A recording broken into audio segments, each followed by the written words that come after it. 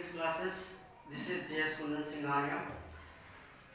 Last video में मैं voice बता रहा था, जिसमें कि कुछ पार्ट्स रह गए थे।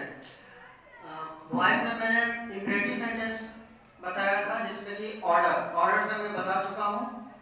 इंपरेटिव सेंटेंस के बारे में एक बार फिर से मैं रिपीट कर देता हूँ। इंपरेटिव सेंटेंस कहते हैं किसको है, तो आदेश, विनती या सलाह रहता है, तो वो होता है इंपरेटिव सेंटेंस। तो इंपरेटिव सेंटेंस में ऑर्डर के बारे में हम लोग पढ़ चुके हैं। ऑर्डर को बनाना किस तरीके से वॉइस में चेंज किया जाता है वो पढ़ चुके हैं। अब उसके आगे का थ्योरी जरा देखते हैं। उसके आगे है रिक्वेस्ट और एडवाइस का बच गया था, रह गया था उसका थ्योरी। रिक्वेस्ट रहने पर, रिक्वेस्ट का मतलब क्या है कि यानी कि उसमें प्लीज या काइंडली रहेगा। अगर रिक्वेस्ट रहने पर, यानी कि रिक्वेस्ट का मतलब प्लीज या काइंडली अगर रहेगा उस अगर सेंटेंस में, तो उस प्लीज या काइंडली को हटा देंगे। उस प्लीज या काइंडली को हटा देंगे और उसको हटा करके सबसे शुरू में लिख देंगे यू आर रिक्वेस्टेड टू। बहुत ही इजी है, एक बार फिर से सुनेंगे कि अगर रिक्वेस्ट रहने पर, रिक्वेस्ट में ये कैसे पता चलेगा, तो सेंटेंस में रहेगा सेंटेंस में लिखा हुआ रहेगा प्लीज काइंडली रहेगा या प्लीज रहेगा, यानी प्लीज या काइंडली रहेगा तो होगा इंपरेटिव सेंटेंस में रिक्वेस्ट में। इसको बनाना कैसे है, बहुत ही इजी है। इसको बनाने के लिए सबसे शुरू में प्लीज या काइंडली को सबसे पहले हटा देंगे, तो इस काइंडली को हटा देते हैं। और ये प्लीज या काइंडली को जैसे हटाएंगे उसके बाद सबसे शुरू में लिख देंगे यू आर रिक्वेस्टेड टू। तो यहाँ पर लिख देते हैं हम लोग यू आर रिक्वेस्टेड टू। लिख करके बाकी जैसे बचा हुआ है वैसे लिख देंगे गो देयर या गो देयर, बन गया। बहुत ही इजी है, एक बार फिर से सुनेंगे। अगर नहीं समझ में आया तो नेक्स्ट क्वेश्चन फिर से है कि वॉइस बनाना है अगर जिसमें प्लीज या काइंडली लगा हुआ रहेगा, उस प्लीज या काइंडली को सबसे पहले हटा देंगे और उस प्लीज या काइंडली को हटा करके सबसे शुरू में लिख देंगे हम लोग you are requested to. You are requested to लिख दिए। उसके बाद भी जैसे जो बचा हुआ है वो लिख देंगे। हेल्प मी है लिखा हुआ, तो यहाँ लिख देते हैं help me. Next question, please don't disturb me लिखा हुआ है, इसमें देखिए प्लीज लिखा हुआ है। तो जैसे ही प्लीज या काइंडली रहता है तो वो इंपरेटिव सेंटेंस में, और इसमें करते क्या है, इस प्लीज या काइंडली को हटा देते हैं और प्लीज या काइंडली को हटा करके सबसे शुरू में लिख देते हैं यू आर रिक्वेस्टेड टू। तो यहाँ पर लिख देते हैं यू आर रिक्वेस्टेड टू। उसके बाद भी जैसे बचा है, जैसे जो बच गया वो लिख देंगे। तो यहाँ क्या बचा हुआ है, डिस्टर्ब मी, तो यहाँ पर हो जाएगा डिस्टर्ब मी। लेकिन इसमें थोड़ा सा एक चेंजिंग है। क्या चेंजिंग है, इसमें लिखा हुआ है डोंट, और जैसे ही डोंट रहता है मैं बताया, डोंट लिखा हुआ यानी निगेटिव है, और निगेटिव जब रहता है तब इसमें हम नोट जोड़ देते हैं। और कहाँ पे, तो टू के पहले। फिर से सुनेंगे जरा कि अगर रिक्वेस्ट रहता है और उसमें डोंट लिखा हुआ रहता है तो कुछ नहीं, जैसे बनाते हैं वैसे ही बनाएंगे। सबसे शुरू में यू आर रिक्वेस्टेड टू लिख करके बस टी और टू के पहले बस यहाँ पे ऐड कर देते हैं हम लोग नोट, क्योंकि ये निगेटिव है। तो क्या हो जाएगा, you are requested not to disturb me. Next समझते हैं अगला थ्योरी। ये था रिक्वेस्ट में। अब आते हैं जरा एडवाइस। एडवाइस का मतलब क्या होता है, एडवाइस का मतलब मैं बताया था कि जो एडवाइस का हिंदी होता है सलाह, यानी अच्छी अच्छी बातों को बताना। जैसे कि मन लगाकर पढ़ो, ये सलाह है, गरीबों की मदद कीजिए, ये सलाह है। तो अगर एडवाइस रहेगा तो उसको कैसे बनाएंगे, तो इसको बनाने के लिए सबसे पहले क्या करेंगे, बनाया गया सब्जेक्ट यानी जो ऑब्जेक्ट रहेगा उसको बना देंगे सब्जेक्ट। अब प्लस में लिखेंगे शुड और उसके बाद बी और फिर मेन वर्ब का तीसरा रूप। एक एग्जांपल देखते हैं, आपको 100% समझ में आ जाएगा। जैसे लिखा हुआ है help the poor. Help the poor का मतलब हो गया गरीबों की मदद कीजिए या गरीबों की मदद करें, तो ये सलाह है। और जब सलाह रहता है तो वो क्या, एडवाइस, यानी कि जब सलाह रहता है बनाते कैसे, सबसे पहले बनाया गया सब्जेक्ट, यानी जो ऑब्जेक्ट है इसमें उसको बना देंगे सब्जेक्ट। इसमें ऑब्जेक्ट क्या है, तो ऑब्जेक्ट क्या होता है, तो जो मेन वर्ब के बाद रहता है। तो मेन वर्ब के बाद यहाँ लिखा हुआ है द पुअर, तो इस ऑब्जेक्ट को सब्जेक्ट बना देंगे। तो यहाँ पर लिख देंगे द पुअर। द पुअर हो गया। उसके बाद फिर लिखेंगे शुड, तो यहाँ लिख दिए शुड। और शुड के बाद लिखेंगे क्या चीज, बी, तो बी लिख दिए। और बी के बाद मेन वर्ब का तीसरा रूप, तो तीसरा रूप हेल्प का तीसरा रूप होता है क्या चीज, हेल्प, तो हेल्प हो गया। एक बार फिर से समझेंगे जरा, ये एडवाइस में है, हेल्प द पुअर यानी गरीबों की मदद करे। एडवाइस में इसलिए किससे बनाएंगे, तो सबसे पहले बनाया गया शब्द यानी जो ऑब्जेक्ट उसको सब्जेक्ट बना देंगे, यानी मेन वर्ब के बाद ये ऑब्जेक्ट है जिसको सब्जेक्ट क्या लिख दिए, द पुअर। फिर लिखेंगे आगे शुड, शुड लिख दिए। फिर लिखना है बी, बी फिर मेन वर्ब का तीसरा रूप, तो मेन वर्ब हेल्प है, तो हेल्प का तीसरा रूप हो जाएगा हेल्प। अब एक क्वेश्चन आपके माइंड में आ सकता है, मैं बताया था कि ऑर्डर कैसे ऑर्डर आता है, कैसे पहचानेंगे, तो सबसे शुरू में मेन वर्ब का पहला रूप रहता है, अगर ये भी नहीं आवे फिर भी, तो यहाँ पर देखिए ये भी तो मेन वर्ब का पहला रूप है, तो लग रहा होगा सर इसको ऑर्डर से क्यों नहीं बनाए, तो बिल्कुल इसको बना सकते हैं, क्योंकि ये एडवाइस में है, जो एडवाइस में रहता है उसको हम ऑर्डर से भी बना सकते हैं।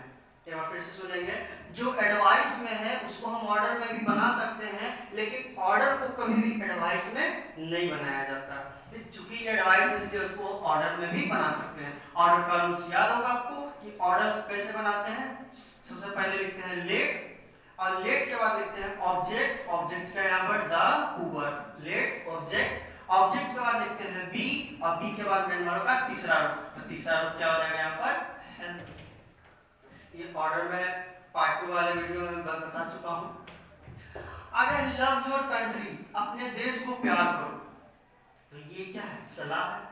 जब सलाह रहता है तो उसको बनाते कैसे हैं, तो सबसे पहले बनाने के लिए बनाया गया सब्जेक्ट यानी जो ऑब्जेक्ट है उसको सब्जेक्ट बना देंगे, तो इसमें ऑब्जेक्ट क्या है, तो जो मेन वर्ब के बाद रहता है, तो मेन वर्ब लव है, इसके बाद तो इसके बाद क्या है योर कंट्री, तो ये ऑब्जेक्ट हो गया।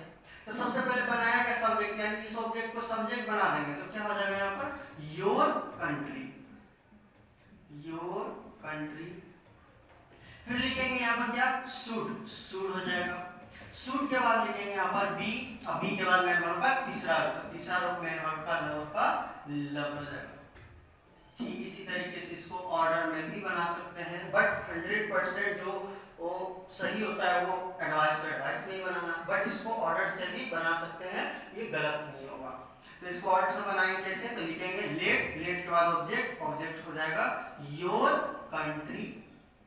फिर लिखते हैं बी, और बी के बाद तीसरा रूप लव का लव हो जाएगा।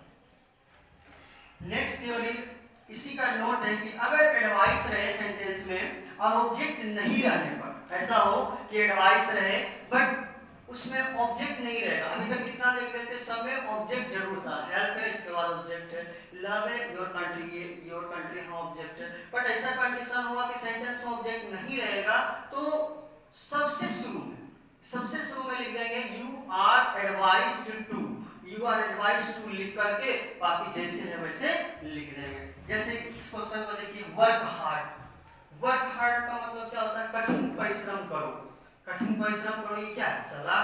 और जब सलाह रहता है जिसको सबसे पहले बनाया गया सब्जेक्ट कैसे बनाते हैं, लेकिन इसमें सब्जेक्ट, इसमें तो कुछ ऑब्जेक्ट वगैरह है ही नहीं। अगर ऑब्जेक्ट नहीं रहेगा तो क्या करेंगे, सबसे शुरू में लिख देंगे यू आर एडवाइज्ड टू, इसलिए करके यहाँ पर लिख देते हैं हम लोग यू आर एडवाइज्ड टू, और फिर जैसे लिखा हुआ है ऐसे इसको लिख देंगे, क्या हो जाएगा वर्क हार्ड। आई होप कि आप लोग यहाँ तक समझ गए होंगे। तो इस तरीके से इंपरेटिव सेंटेंस का ऑर्डर, रिक्वेस्ट और एडवाइस तीनों खत्म हो चुका है। नेक्स्ट थ्योरी, ये थ्योरी जो है बहुत ही इंपॉर्टेंट थ्योरी है, ध्यान से देखेंगे, इससे बहुत सारे क्वेश्चंस पूछे जाते हैं। सेंटेंसेस में सबसे शुरू में लेट रहने पर, अगर ऐसा रहेगा कि सेंटेंस में लिखा हुआ रहेगा पहले से लेट मी गो जैसे लिखा हुआ है, तो यहाँ पर सेंटेंस में लिखा हुआ लेट, तो जब सेंटेंसेस में सबसे शुरू में लेट रहेगा तो इसमें दो कंडीशन आते हैं। सबसे पहला कंडीशन फर्स्ट, केवल एक ऑब्जेक्ट रहने पर, मतलब क्या है कि अगर लेट रहे और इसके बाद इस लेट के बाद केवल एक ऑब्जेक्ट रहेगा, जैसे लेट है, लेट के बाद लिखा हुआ मी, एक ऑब्जेक्ट है, लेट है और यहाँ अस लिखा हुआ, एक ही ऑब्जेक्ट है, दूसरा ऑब्जेक्ट नहीं है। तो क्या करेंगे, यहाँ ध्यान दीजिए जरा, सेंटेंसेस में सबसे शुरू में अगर लेट रहने पर कंडीशन फर्स्ट में क्या कि अगर लेट से शुरू होगा और केवल एक ऑब्जेक्ट रहेगा तो सबसे शुरू में लिख देंगे इट इज सजेस्टेड दैट। फिर से सुनेंगे, लेट से स्टार्ट होगा और केवल एक ऑब्जेक्ट रहेगा तो सबसे शुरू में लिख देंगे it is suggested that.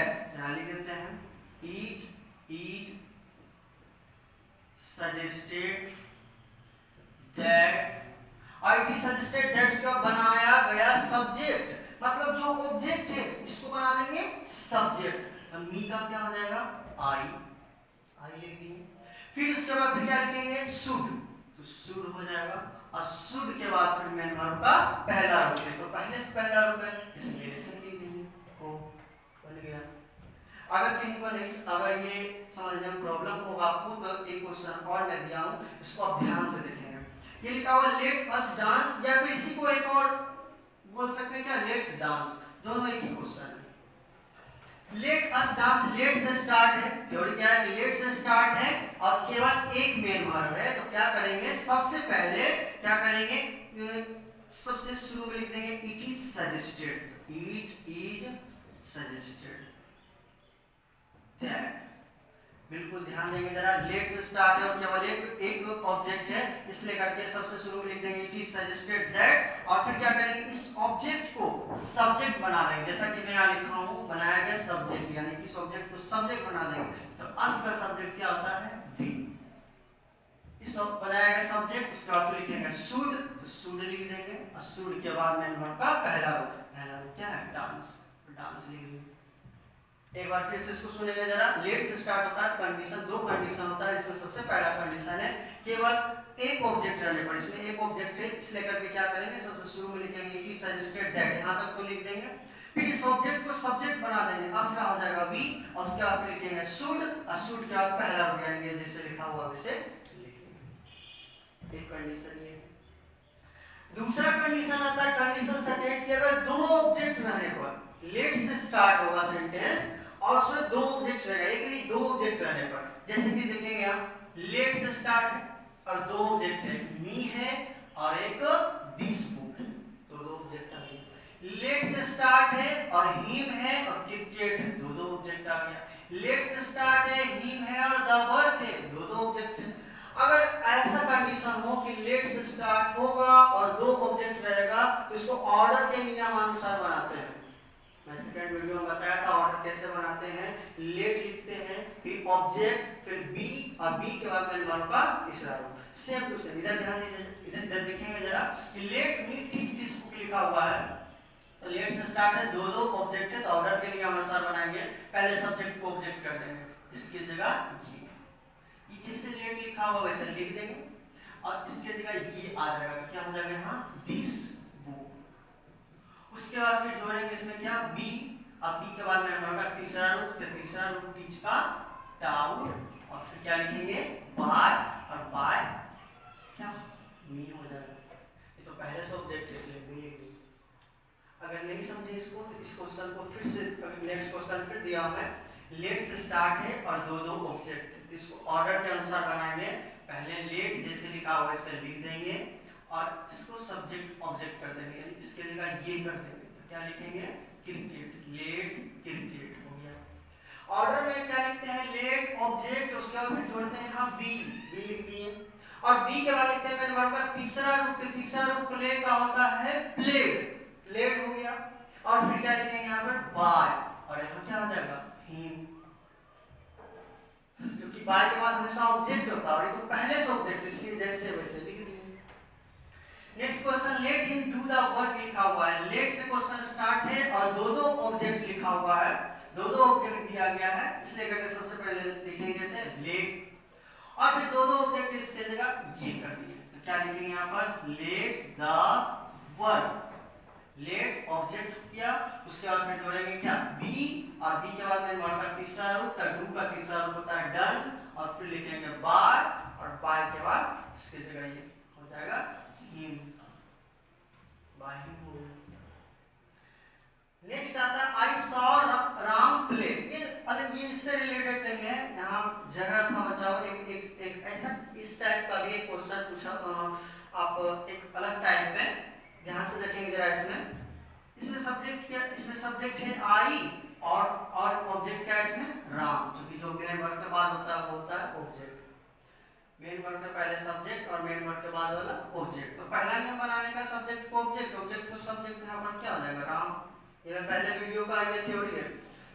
Sao लिखा हुआ है तो सी साव, साव का मेन वर्ब का दूसरा रूप, अच्छा दूसरा रूप रहता है तो लिखते हैं वाज या वेयर। यहाँ लिख देंगे वाज राम, क्योंकि राम इसके साथ होगा वाज, और वाज के बाद मेन वर्ब का तीसरा रूप साव का होता है सीन, सीन लिख दी। और अब बच क्या गया यहाँ पे प्ले, तो यहाँ लिख देते हैं हम लोग क्या प्ले, प्ले लिख दिए। अब एक चीज ध्यान से देखिए, ये सीन है और ये प्ले है, ये है मेन वर्ब और ये भी है मेन वर्ब। ध्यान से देखेंगे सीन मेन वर्ब है, प्ले भी मेन वर्ब है। जब ऐसा कंडीशन हो कि जब दो मेन वर्ब आ जाए तो दूसरा मेन वर्ब तो पहले हम लोग लिखते हैं टू। बहुत इजी है, जब दो मेन वर्ब आता है दूसरा मेन वर्ब पहले लिखते हैं टू, बाकी जिससे बनाते हैं बना लेंगे। बाय आई का क्या हो जाएगा मी, बोलिए। नेक्स्ट थ्योरी हम लोग समझते हैं जरा।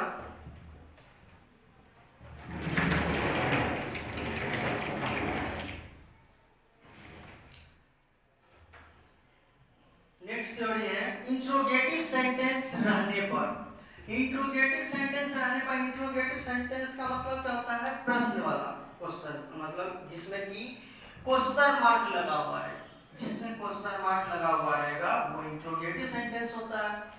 इंट्रोगेटिव सेंटेंस को बनाते हैं कैसे हैं, तो इसको बनाने के लिए क्या करते हैं कि इसको असर्टिव सेंटेंस के नियमानुसार बनाते हुए क्वेश्चन फॉर्म में लिखते हैं। मतलब क्या है इसका कि अगर जिसमें क्वेश्चन मार्क लगा हुआ रहेगा, जैसे पहले बनाते थे वैसे ही बनाएंगे, सब्जेक्ट को ऑब्जेक्ट, ऑब्जेक्ट को सब्जेक्ट करके वैसे ही नियम से, बट जब करेंगे क्या कि इसको क्वेश्चन फॉर्म में लिख देंगे, यानी हेल्पिंग वर्ब जो पहले रहता था उसको पहले लिख देंगे। एक क्वेश्चन आप एग्जांपल देखेंगे समझ जाएंगे। जैसे कि लिखा हुआ है do Ram and Shyam do this work लिखा हुआ है, तो इसमें सबसे पहले ये क्वेश्चन मार्क लगा हुआ है जिसका मतलब इंट्रोगेटिव सेंटेंस में है ये। इसमें सब्जेक्ट क्या है राम एंड श्याम, ऑब्जेक्ट क्या है इसमें दिस वर्क। ये तो पहला नियम सब्जेक्ट को ऑब्जेक्ट, ऑब्जेक्ट को सब्जेक्ट कर देते हैं हम लोग, तो क्या हो जाएगा यहाँ दिस वर्क, दिस वर्क हो गया। दूसरा नियम है वर्ब को बदलना। पहला नियम सब्जेक्ट को ऑब्जेक्ट, ऑब्जेक्ट को सब्जेक्ट कर दिए। दूसरा नियम वर्ब को बदलना। अब जैसे वर्ब को बदलने की बात आता है तो मेन वर्ब का रूप देखते हैं। क्योंकि ये क्वेश्चन है यार, डू लिखा हुआ था, डू कब लिखते हैं जब मेन वर्ब का पहला रूप रहता है तब, है ना। डू कब लिखते हैं जब पहला रूप रहता है, तो पहला रूप रहता है तो लिखते हैं इज, एम या आर। क्योंकि दिस वर्ग है तो दिस वर्ग के साथ क्या होगा इज, और क्योंकि क्वेश्चन इसलिए करके इज लिख देंगे पहले। एक बार फिर से समझिए जरा इसको, मैं क्या किया हूं, पहले सब्जेक्ट को ऑब्जेक्ट, ऑब्जेक्ट को सब्जेक्ट, तो यहां हो गया दिस वर्ग। दूसरा नियम आता है वर्ब को बदलने की बात आता है, तो वर्ब को बदलने के लिए देखिए क्या लिखा हुआ है डू। डू कब लिखते हैं जब पहला रूप रहता है तब, और पहला रूप रहता है तो लिखते हैं इज, एम या आर। तो चूंकि दिस वर्ड के साथ तो इज होगा, और क्वेश्चन मार्क रहेगा बस तो इज लिख देना है पहले, यही चेंजेस है और कुछ नहीं। इज लिख दिए पहले और बाकी जैसे बनाते थे वैसे लिखेंगे। इज, एम, आर जैसे ही लिखते हैं उसके बाद लिखते हैं मेन वर्ब का तीसरा रूप, तो तीसरा रूप इस डू का तीसरा रूप क्या हो जाएगा डन, और फिर क्या लिखेंगे बाय, और इसके लिए राम एंड श्याम, राम एंड श्याम। अगर नहीं समझे नेक्स्ट क्वेश्चन फिर से है does she laugh at you, इसमें सब्जेक्ट क्या है सी और ऑब्जेक्ट क्या है इसमें यू। पहला नियम सब्जेक्ट को ऑब्जेक्ट और ऑब्जेक्ट को सब्जेक्ट, तो यहाँ पर क्या हो जाएगा यू हो गया। दूसरा नियम होता है वर्ब को बदलना, और जैसे ही वर्ब को बदलने की बात आता है तो देखते हैं मेन वर्ब का रूप, तो ये लिखा हुआ है डज, और डज लिखते हैं कब जब मेन वर्ब का पांचवा रूप रहता है ना उसके साथ डज लिखते हैं। जब पहला रूप रहे या पांचवा रूप रहे, आपको याद होगा मैं लिखा हूं मेन वर्ब का पहला रूप रहे और पांचवा रूप रहता है, दोनों में कोई भी रहे उसमें लिखते हैं इज या एम या आर, और उसके बाद मेन वर्ब का तीसरा रूप हम लोग लिखते हैं। बस वैसे ही करेंगे, पहला नियम सब्जेक्ट को ऑब्जेक्ट, ऑब्जेक्ट को सब्जेक्ट, यहाँ यू हो गया। क्योंकि डज लिखा हुआ है, डज लिखते हैं पांचवा रूप में, और पांचवा रूप रहता है तो इज, एम या आर, तो यू के साथ क्या होगा आर, यू के साथ आर होगा, क्योंकि क्वेश्चन लिखा हुआ इसलिए आर कहां आगे हो जाएगा, यहाँ लिख देंगे आर फिर यू। अभी EJMR जो भी लिखते हैं उसका मेन वर्ब का तीसरा रूप, तो तीसरा रूप लाफ का होता है लाफ्ड, लाफ्ड एट। फिर क्या बच गया बाय, सी का हर। नेक्स्ट क्वेश्चन, इससे रिलेटेड मैं बहुत सारा क्वेश्चन दिया हूं, ध्यान से देखेंगे। इसमें सब्जेक्ट है ही और ऑब्जेक्ट क्या है इसमें आकार। तो पहला नियम सब्जेक्ट को ऑब्जेक्ट, ऑब्जेक्ट को सब्जेक्ट, तो यहाँ हो जाएगा आकार। दूसरा नियम है वर्ब को बदलना। जैसे वर्ब को बदलने की बात आता है, देखते हैं मेन वर्ब का रूप। ये क्या है लिखा हुआ डिड, और डिड लिखते हैं कब, जब मेन वर्ब का दूसरा रूप रहता है तो, यानी सेकंड फॉर्म में डिड लिखते हैं। तो दूसरा रूप रहेगा, तो दूसरा रूप में मैं बताया था कि जब दूसरा रूप रहता है तो लिखते हैं वाज या वेयर, और मेन वर्ब का तीसरा रूप। तो चूंकि यहाँ आकार लिखा हुआ है तो आकार के साथ क्या होगा वाज, और चूंकि क्वेश्चन मार्क लगा इसलिए कहां होगा आगे। एक बार फिर से, डिड लिखा हुआ है, डिड दूसरा रूप में लगता है, दूसरा रूप रहता है तो लिखते हैं, दूसरा रूप रहता है तो वाज या वेयर, और मेन वर्ब का तीसरा रूप, और आकार लिखा हुआ इसलिए इसके साथ होगा वाज, और ये कहां होगा क्वेश्चन मार्क के इसलिए आगे, तो वाज हो गया आकार। अच्छा वाज या वेयर जो भी लिखते हैं उसके बाद लिखते हैं मेन वर्ब का तीसरा रूप, तो तीसरा रूप बाय का तीसरा रूप हो जाएगा बाउंड। फिर लिखेंगे क्या बाय, ही का हिम, लास्ट में question mark. Next question, are you cleaning the room. फिर से क्वेश्चन मार्क लगा हुआ है, तो कैसे बनाएंगे। इसमें सब्जेक्ट पहले देखेंगे क्या है यू, ऑब्जेक्ट क्या है इसमें द रूम, तो पहला नियम सब्जेक्ट को ऑब्जेक्ट, ऑब्जेक्ट को सब्जेक्ट। तो यहाँ पर क्या लिखा हुआ, क्या लिखेंगे हम लोग द रूम, द रूम हो गया। दूसरा नियम वर्ब को बदलना। वर्ब को बदलने की बात आता है, देखते हैं ये कौन सा रूप है, आईएनजी लगा हुआ है, ये कौन सा रूप हो गया चौथा रूप, और चौथा रूप में लिखते हैं बीइंग और प्लस मेन वर्ब का तीसरा रूप। तो यहाँ पर सबसे पहले द रूम, द रूम के साथ इज या आर, क्योंकि द रूम लिखा हुआ रूम मतलब एक हुआ इसलिए करके यहाँ पर हो जाएगा इज, क्वेश्चन मार्क इसलिए पहले लिख दीजिए। अच्छा इज या आर जो भी लिखते हैं उसके बाद फिर ये क्या लिखा हुआ चौथा रूप है और फोर्थ फॉर्म है, इसलिए करके इसमें जोड़ेंगे क्या बीइंग, और बीइंग के बाद मेन वर्ब का तीसरा रूप, तो तीसरा रूप क्लीन का क्लीन हो जाएगा, और बाय यहाँ यू, लास्ट में question mark. Has he finished the work लिखा हुआ है, इसमें सब्जेक्ट क्या है ही, और इसमें ऑब्जेक्ट क्या है द वर्क। तो पहला नियम सब्जेक्ट को ऑब्जेक्ट और ऑब्जेक्ट को सब्जेक्ट, तो यहाँ पर लिखते हैं हम लोग क्या द वर्क हो गया। दूसरा नियम है वर्ब को बदलना। वर्ब को बदलने के लिए देखते हैं मेन वर्ब का रूप की कौन सा रूप दिया गया है, तो हैज लिखा हुआ है, तो हैज फिनिश्ड मैं बताया था, हैज या हैव के बाद अगर ईडी इस तरीके से फिनिश लिखा होता है दूसरा नहीं है तीसरा रूप होता है, डिफरेंस मैं बता चुका हूँ। और तीसरा रूप रहता है तब उसमें हम लोग लिखते हैं बीन, सिर्फ उसमें बीन जोड़ देते हैं, और मेन वर्ब का तीसरा रूप। द वर्क है क्योंकि इसके साथ तो हैज ही होगा, तो हैज द वर्क, इसका तीसरा रूप है इसलिए करके इसमें जोड़ेंगे हम लोग क्या बीन, और बीन के बाद मेन वर्ब का तीसरा रूप, तो जो कि ये पहले से तीसरा रूप है तो लिख देते हैं हम लोग क्या फिनिश्ड, फिनिश्ड हो गया। फिर क्या लिखेंगे बाय और ही का हिम, लास्ट में क्वेश्चन मार्क।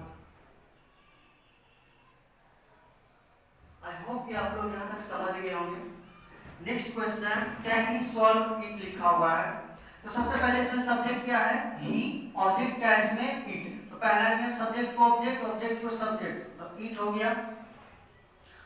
और यहाँ क्या लिखा हुआ कैन, और कैन के बाद कौन सा रूप पहला रूप। मैं थ्योरी लिखा था सेंटेंसेस में, सेकंड वीडियो में ये मैं दिया हूँ, इस सेंटेंसेस में we would shall should can could may might must ought to used to dare need या टू, जो भी रहेगा इसके बाद मेन वर्ब का पहला रूप रहेगा, कैन के बाद पहला रूप है तब उसमें हम जोड़ते हैं बी, और बी के बाद मेन वर्ब का तीसरा रूप। तो चूंकि ईट है तो ईट के साथ तो कैन ही होगा, और क्वेश्चन मार्क इसलिए सब्जेक्ट के पहले होगा, तो कैन हो गया, फिर यहाँ हो गया ईट, और चूंकि पहला रूप है इसके लिए जो इसमें जोड़ेंगे बी, और बी के बाद मेन वर्ब का तीसरा रूप हो जाएगा सॉल्व्ड, और फिर क्या लिखेंगे बाय ही का ही, लास्ट में क्वेश्चन। इस आज के इस वीडियो को 100% समझने के लिए मेरे वॉइस का पार्ट 1 और पार्ट 2 का वीडियो जरूर देखें, फिर आपको 100% समझ में आएगी, नहीं तो कहीं कहीं प्रॉब्लम भी हो सकता है अगर ये नहीं पढ़े होंगे तो, क्योंकि ये समय पहले इस पहले वाले वीडियो में पढ़ा चुका हूँ। नेक्स्ट क्वेश्चन देखते हैं जरा। Why has he broken the chair लिखा हुआ है। तो इसमें सबसे पहले सब्जेक्ट क्या है, ही, और ऑब्जेक्ट क्या है इसमें, द चेयर। तो पहला नियम सब्जेक्ट को ऑब्जेक्ट, ऑब्जेक्ट को सब्जेक्ट करेंगे, तो यहाँ पर क्या हो जाएगा, द चेयर, चेयर हो गया। और दूसरा नियम है वर्ब को बदलना, और जैसे वर्ब को बदलने की बात आएगा, ध्यान से देखिए जरा, पहला नियम सब्जेक्ट को ऑब्जेक्ट, ऑब्जेक्ट को सब्जेक्ट, तो यहाँ पर लिख दिया द चेयर। दूसरा नियम वर्ब को बदलने की बात, हैज है ब्रोकन लिखा हुआ, यानी तीसरा रूप, और तीसरा रूप में तो जोड़ते हैं बीन, अब बीन के बाद मेन वर्ब का तीसरा रूप, चूंकि चेयर है तो चेयर के साथ तो हैज ही होगा। अब उसके बाद तीसरा रूप है तो इसमें क्या जोड़ देंगे, बीन, और बीन के बाद फिर तीसरा रूप, पहले से तीसरा रूप यहाँ लिख देते हैं ब्रोकन, और फिर क्या लिखेंगे, बाय, और ही का ही हो जाएगा, लास्ट में क्वेश्चन मार्क। और जैसे शुरू में लिखा हुआ था क्वेश्चन वर्ड, वैसे इसको लिख देंगे। एक बार फिर से इसको समझेंगे, मैंने किया क्या है इसमें, सबसे पहले देखना है सब्जेक्ट क्या है, ही, ऑब्जेक्ट क्या है इसमें, द चेयर। तो पहले नियम सब्जेक्ट को ऑब्जेक्ट, ऑब्जेक्ट को सब्जेक्ट, तो यहाँ पर हो जाएगा द चेयर लिख दिए हम लोग। दूसरा नियम वर्ब को बदलना, तो हैज है ब्रोकन लिखा हुआ है, तीसरा रूप में तो बीन जोड़ते हैं, तो द चेयर के साथ तो हैज ही होगा, तो हैज लिख दिए, क्योंकि क्वेश्चन मार्क लगा हुआ था इसलिए इसको पहले लिख दिए। अब तीसरा रूप में जोड़ते हैं बीन, तो बीन लिख दिए, अब बीन के बाद में वर्ब का तीसरा रूप ब्रोकन, और बच गया ही, इसलिए क्या होगा, बाय, ही का ही, लास्ट में क्वेश्चन मार्क, और जैसे शुरू में लिखा हुआ था वैसे इसको लिख दिए। How have we defeat them, next question है, इसमें सब्जेक्ट क्या है, वी, और ऑब्जेक्ट क्या है, तो जो मेन वर्ब के बाद रहता है, मेन वर्ब के बाद यहाँ दिया गया है देम। तो पहला नियम है सब्जेक्ट को ऑब्जेक्ट, ऑब्जेक्ट को सब्जेक्ट करना, तो यहाँ हम लोग लिख सकते हैं क्या, देम। दूसरा नियम है वर्ब को बदलना, हैव लिखा हुआ है और डिफीटेड होगा, हैव डिफीटेड लिखा हुआ है, तो ईडी लिखा हुआ है, यानी तीसरा रूप है, हैज जब रहता है तो हमेशा तीसरा रूप होता है। अब तीसरा रूप रहता है तो उसमें जोड़ते हैं बीन, और बीन के बाद में वर्ब का फिर तीसरा रूप। तो सबसे पहले सब्जेक्ट को ऑब्जेक्ट, ऑब्जेक्ट को सब्जेक्ट लिख दिए, दे हो गया, दे के साथ तो हैव भी होता है, अच्छा कि क्वेश्चन मार्क से भी हैव होगा, इसके आगे हैव लिख दिए। और तीसरा रूप इस लेकर के इसमें जोड़ेंगे हम लोग क्या, बीन, अब बीन के बाद फिर मेन वर्ब का तीसरा रूप, तो तीसरा रूप तो पहले से है, यहाँ हो जाएगा डिफीटेड, डिफीटेड हो गया। और फिर क्या लिखेंगे यहाँ पर, बाय, वी का अस, लास्ट में क्वेश्चन मार्क, और यहाँ क्या है, हाउ, हाउ जैसे था वैसे इसको लिख दिए। एक बार फिर से जरा समझते हैं, पहला नियम सब्जेक्ट को ऑब्जेक्ट, ऑब्जेक्ट को सब्जेक्ट किए, तो हो गया दे। और चूंकि इसमें ये हैव डिफीटेड लिखा हुआ है, तीसरा रूप है, थर्ड फॉर्म है, और जब तीसरा रूप रहता है तो उसमें जोड़ते हैं बीन, बीन जोड़ते हैं, और फिर मेन वर्ब का तीसरा रूप है ना।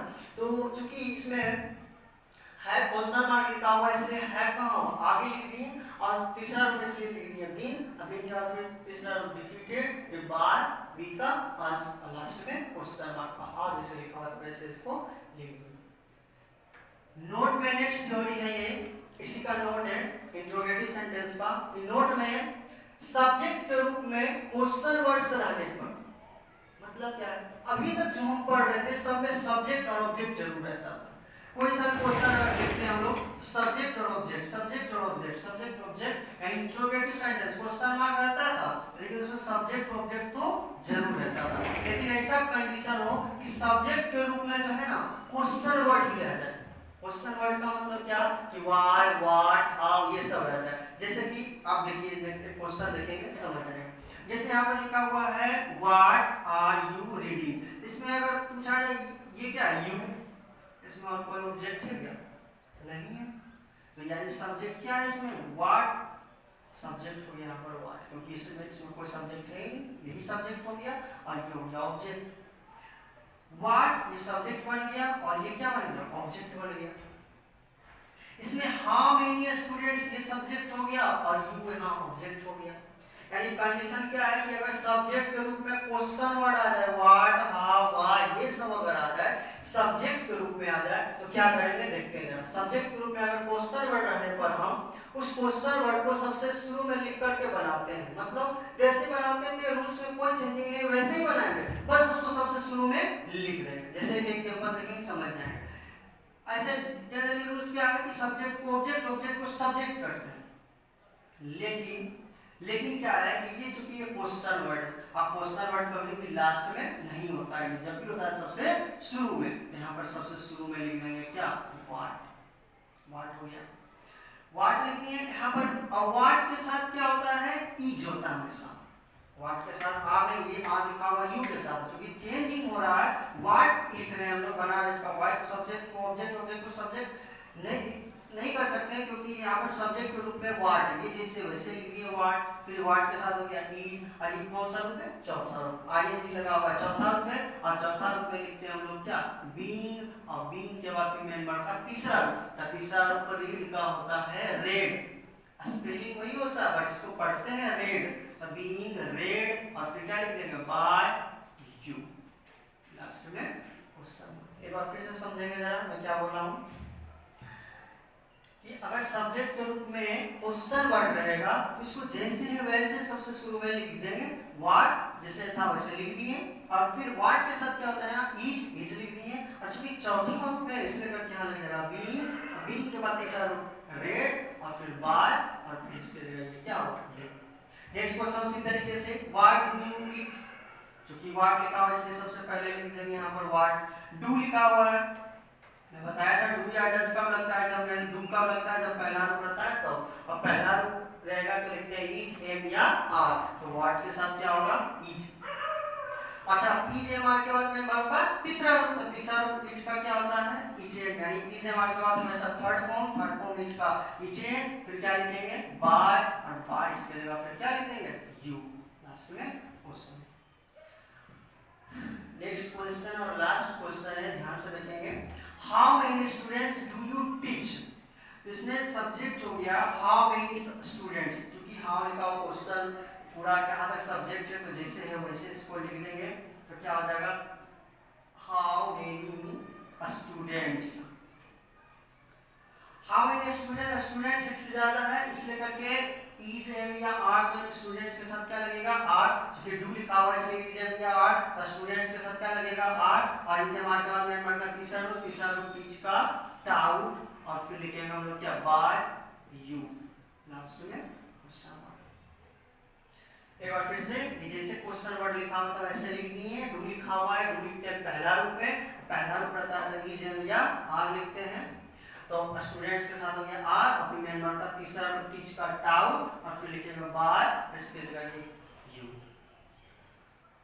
आई होप कि आप लोग इसको समझ गए होंगे। आज वॉइस का पार्ट 3 खत्म हो चुका है। एक और वीडियो में वॉइस का अपलोड करूंगा जिसमें कि पूर्ण रूप में वॉइस कंप्लीट हो जाएगा, खत्म हो जाएगा।